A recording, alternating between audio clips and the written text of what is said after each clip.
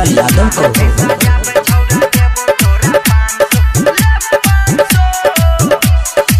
घाट सजाबे छौरा देबो तोरा 500 घाट सजाबे छौरा देबो तोरा 500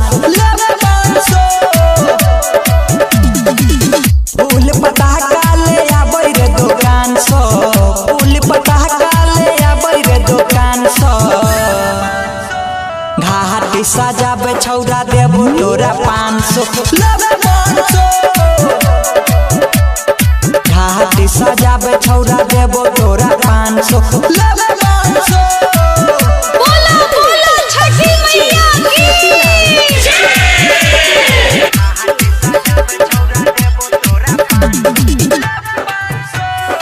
आप सुन रहे हैं आतिशलाल यादव को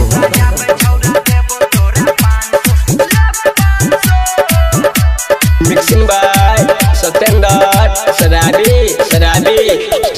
लाई कोदारी से घाटी के छिल रे गाय के गोबर से घाटी के नीपरे केरा के गाछ चारू काटा में गारी है रंग बिरंगे मरा करी तू बारी है गाय के गोबर से घाटी के नीपरे ले कोदारी से घाटी के छिल रे केरा के गाछ चारू काटा में गारी है रंग बिरंगे मरकरी तू बारी है बाजे छै डीजे सब मिले करे डांस घाट सजाबे छौरा देबो तोरा 500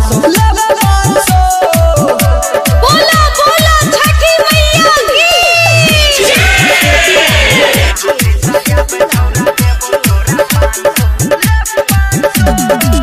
आप सुन रहे हैं आतिशलाल यादव को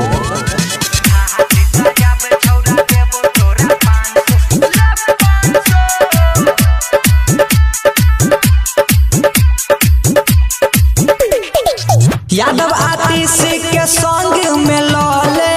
सत्यम सुमन संगे घाटे पर चले तुलसी राजा सत्यम के संगे संजीत बम तो पड़ते धमाधम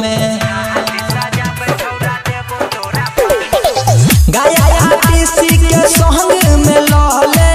सत्यम सुमन के घाटे पर चले